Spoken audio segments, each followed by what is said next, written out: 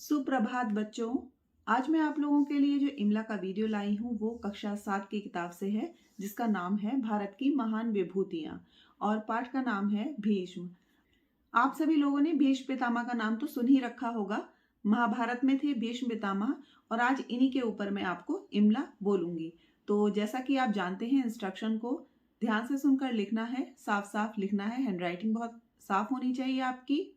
लिखते समय विराम चिन्हों को लगाने का ध्यान रखना है और लास्ट में मेरी दी हुई स्लाइड से अपनी गलतियों को चेक करना है और जितनी आपकी गलतियां निकलेंगी उनको वीडियो खत्म होने के बाद में आपको शुद्ध रूप में 8-10 बार लिखने की प्रैक्टिस करनी है, जिससे आप भविष्य में उन गलतियों को ना दोहराएं। तो चलिए लिखना शुरू करिए। पृथ्वी अपनी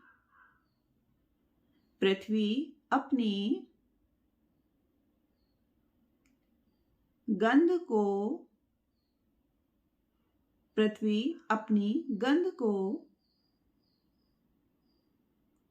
अग्नि उष्णता को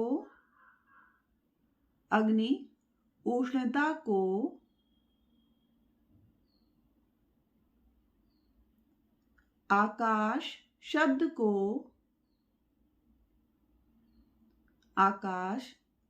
को वायु स्पर्श को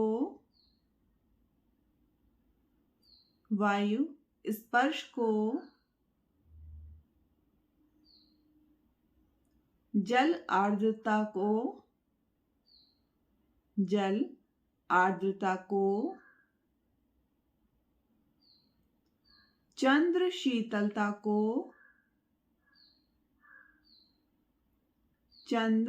शीतलता को सूर्य तेज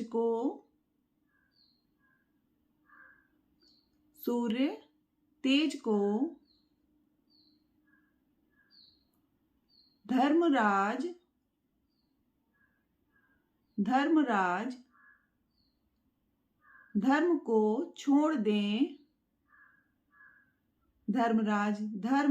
छोड़ दें,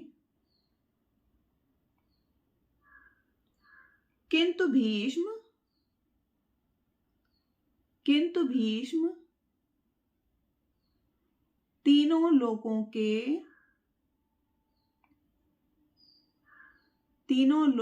के राज्य या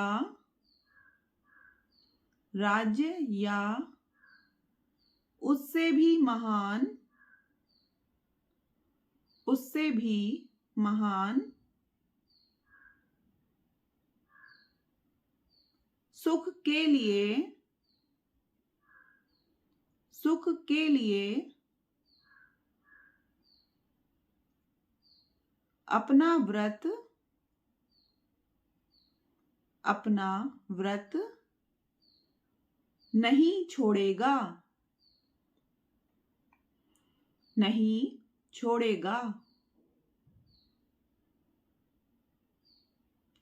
यह कथन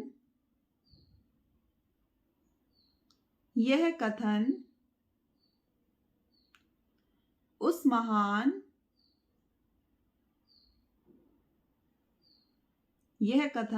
महान दृढ़व्रती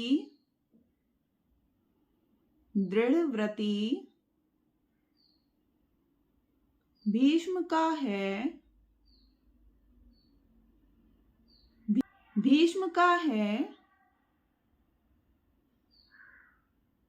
जिन्होंने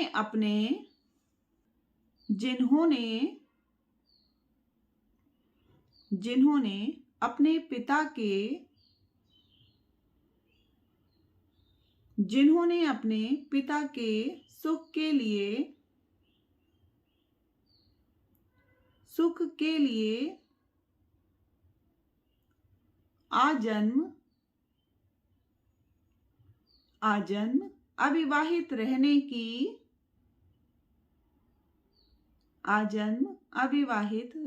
की प्रतिज्ञा की थी। भीष्म हस्तिनापुर के भीष्म हस्तिनापुर के महाराज शांतनु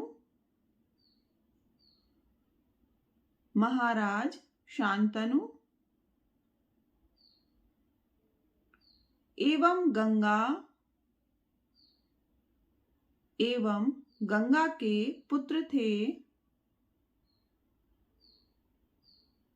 थे कौरवों और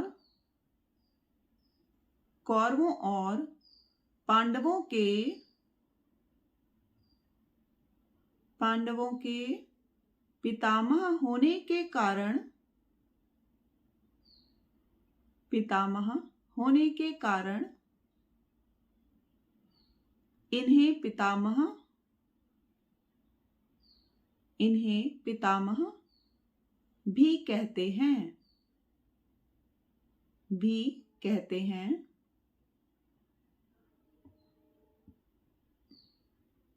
तो ये हो गया पहला अनुच्छेद।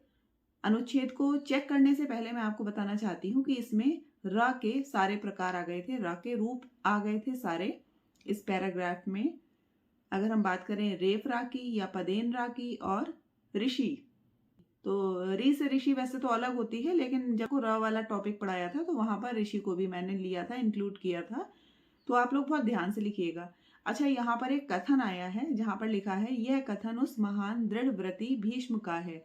तो आप लोग ध्यान रखिए, मैंने कहा या उसने बोला या किसी की बात को, जब किसी के सेंटेंस को हम ये लिखते हैं, उसने कहा या मैंने कहा, तो उस सेंटेंस को हम इन्वर्टेड कॉमा में रखते हैं। ये बात मैंने आपको पिछली वीडियो में भी बताई थी। और यहाँ पर जो फर्स्ट लाइन का सेंटेंस है पूरा का पूरा, अग्नि उष्णता को, आकाश शब्द को, वायु स्पर्श को, जल आर्द्रता को, तो इस तरह से हम इसको किस चीज से सेपरेट करेंगे? सेपरेटर यहाँ पर हमारा कौन सा होगा? अर्धविराम। इस तरह के शब्दों को या इस तरह के वाक्य में हम कॉमा का यूज करेंगे, अर्धविराम का यूज करेंगे। ठीक है, चलिए अपनी गलतियों को चेक करिए। पृथ्वी अपनी गंध को, अग्नि उष्णता को, आकाश शब्द को, वायु स्पर्श को, जल आर्द्रता को, चंद्र शीतलता को, सूर्य तेज को, धर्मराज धर्म को छोड़ दें, किंतु भीष्म तीनों लोकों के राज्य या उससे भी महान सुख के लिए अपना व्रत नहीं छोड़ेगा। यह कथन उस महान दृढ़ व्रती भीष्म का है जिन्होंने अपने पिता के सुख के लिए आजन्म अविवाहित रहने की प्रतिज्ञा की थी। भीष्म हस्तिनापुर के महाराज शांतनु एवं गंगा के पुत्र थे। कौरवों और पांडवों के पितामह होने के कारण इन्हें पितामह भी कहते हैं। भीष्म के बचपन का नाम देवव्रत था।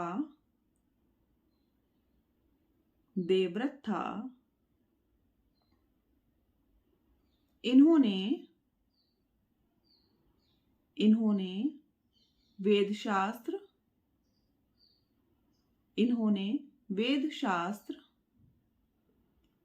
की शिक्षा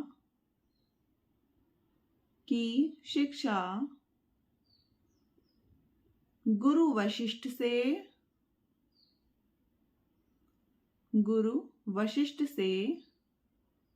प्राप्त की थी।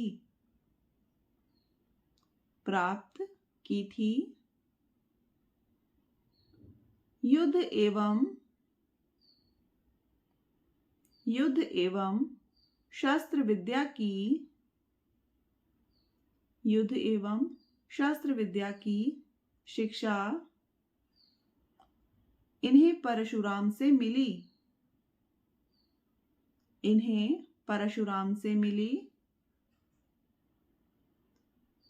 ये शस्त्र और शास्त्र दोनों में अत्यंत निपुण थे।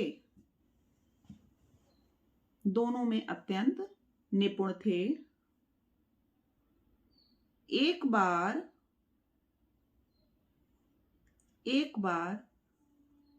महाराज शांतनु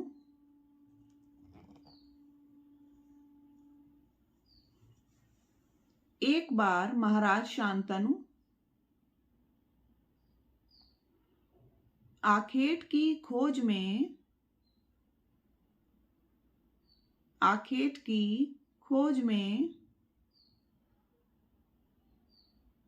यमुना नदी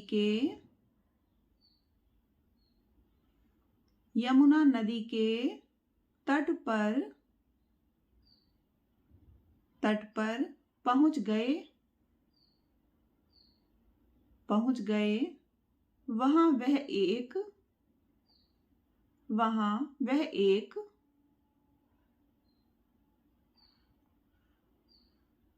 परम सुंदरी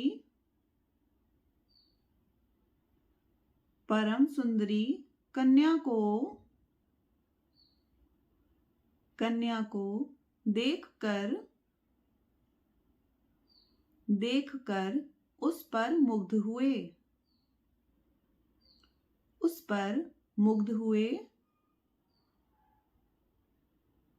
महाराज शांतनु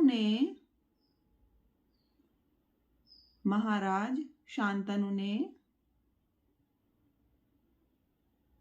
उस कन्या के पिता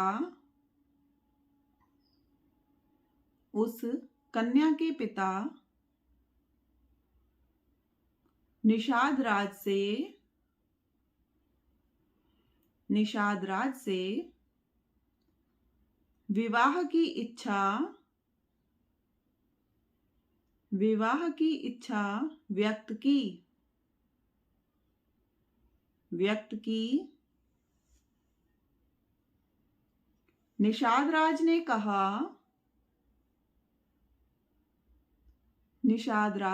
कहा मैं एक शर्त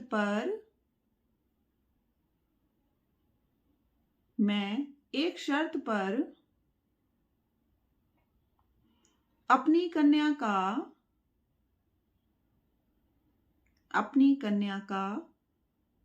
विवाह आपसे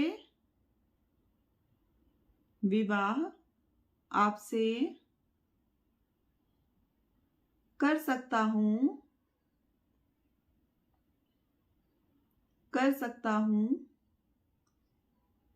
कि राजा की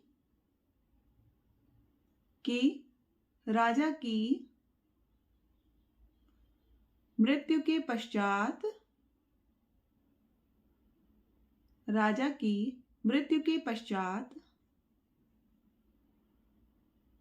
मेरी कन्या का पुत्र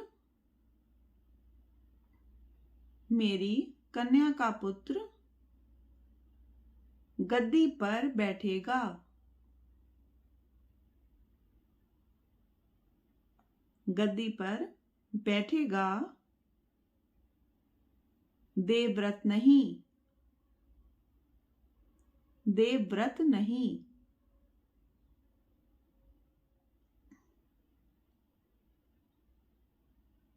भीष्म के बचपन का नाम देवव्रत था। इन्होंने वेद शास्त्र की शिक्षा गुरु वशिष्ठ से प्राप्त की थी।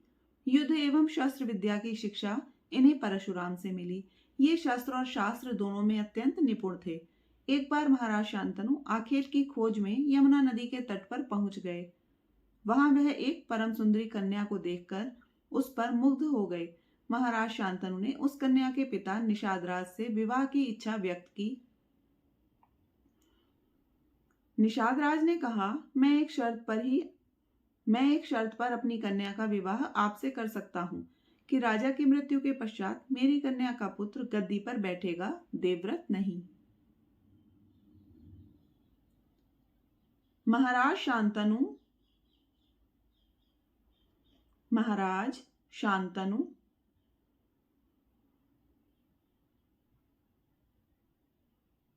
अपने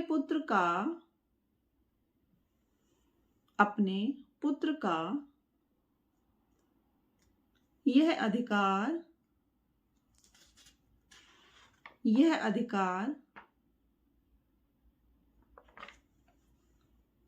नहीं छीनना चाहते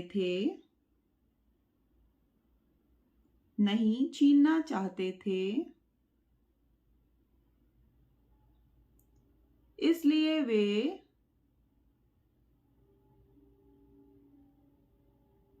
इसलिए वे हस्तिनापुर लौट आए।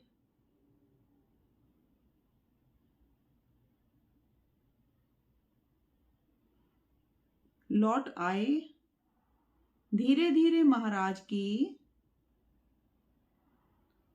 धीरे धीरे महाराज की दशा महाराज की दशा शोचनीय होती गई। शोचनीय होती गई। देवव्रत ने पिता की चिंता देवव्रत ने पिता की चिंता का कारण पता किया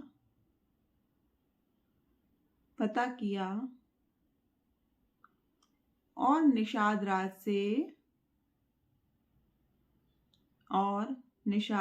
से उनकी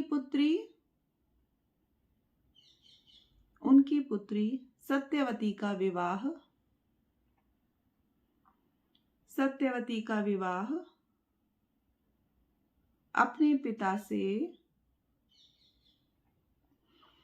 अपने पिता से करने का अनुरोध किया।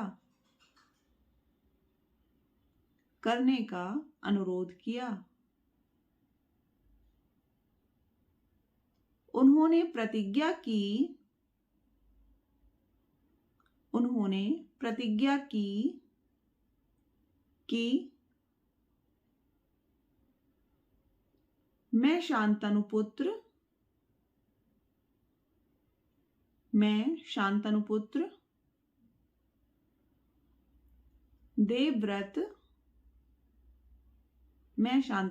देवव्रत आज यह प्रतिज्ञा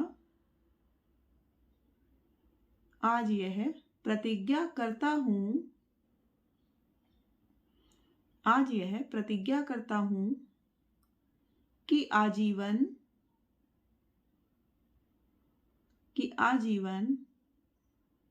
ब्रह्मचारी रहते हुए हस्तिनापुर राज्य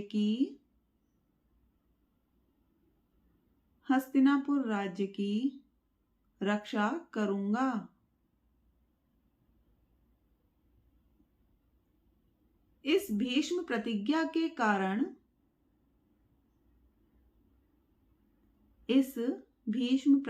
के कारण देवव्रत का नाम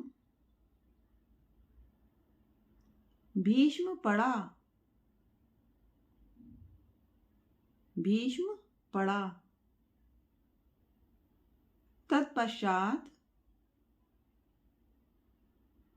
तत्पश्चात राजा शांतनु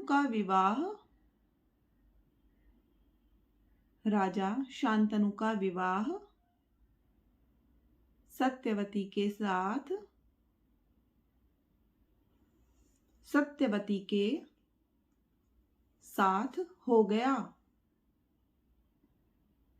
महाराज शांतनु अपने पुत्र का यह अधिकार नहीं छीनना चाहते थे, इसलिए वे हस्तिनापुर लौट आए। धीरे धीरे महाराज की दशा शोचनीय होती गई। देवव्रत ने पिता की चिंता का कारण पता किया और निषाद राज से उनकी पुत्री सत्यवती का विवाह अपने पिता से करने का अनुरोध किया। उन्होंने प्रतिज्ञा की कि मैं शांतनु पुत्र देवव्रत आज यह प्रतिज्ञा करता हूं कि आजीवन ब्रह्मचारी रहते हुए हस्तिनापुर राज्य की रक्षा करूंगा। इस भीष्म प्रतिज्ञा के कारण देवव्रत का नाम भीष्म पड़ा। तत्पश्चात राजा शांतनु का विवाह सत्यवती के साथ हो गया। तो बच्चों, ये था पहला एपिसोड भीष्म का, और अगर आपको पसंद आया है तो इसका दूसरा एपिसोड भी जल्दी आएगा, कल या परसों में आएगा, उसको देखना ना भूलें। और कैसा लगा आज का वीडियो मुझे कमेंट करके ज़रूर बताइएगा। आपके लिए अच्छी अच्छी कहानियाँ लाती हूँ ताकि कहानियों से आपको कुछ आपका ज्ञान भी बढ़े, प्लस आपको शिक्षा मिले, एक लेसन मिले हर चैप्टर से। ये भी बहुत अच्छा चैप्टर है। अभी जब इसका सेकंड पार्ट आएगा तो इनके बारे में मैं आपको कुछ बताऊंगी कि क्या हुआ था और क्यों हुआ था, जितना मुझे मालूम है, जितना मैं जानती हूँ। तो अगर चैनल पर नए हैं तो चैनल को अभी सब्सक्राइब कर लीजिए, रेड कलर के सब्सक्राइब बटन को प्रेस करके, और उसके पास में बने हुए बेल आइकन को भी प्रेस करिए। वो नोटिफिकेशन बेल है ताकि मेरे वीडियोस के नोटिफिकेशन आपके पास समय से पहुंचे। मैं कहती कितना रहूं चिल्ला चिल्ला के, लेकिन आप लोगों को सब्सक्राइब नहीं करना है, ये मैं जानती हूँ, क्योंकि बहुत सारे लोग मेरे वीडियोस को देखते हैं लेकिन वो जो वॉच टाइम होता है ना, वो नॉट सब्सक्राइब्ड वालों से होता है, वो सब्सक्राइब्ड मेंबर्स से नहीं होता है। चलिए, आपकी मर्जी है। लेकिन हाँ, इतनी मेहनत करके मैं वीडियो बनाती हूँ ना, तो कम से कम लाइक कर दिया करिए, इनको शेयर कर दिया करिए, ताकि दूसरे बच्चों को भी इसका फायदा मिले। मिलते हैं अगली वीडियो में, तब तक के लिए नमस्कार। जय हिंद, जय भारत।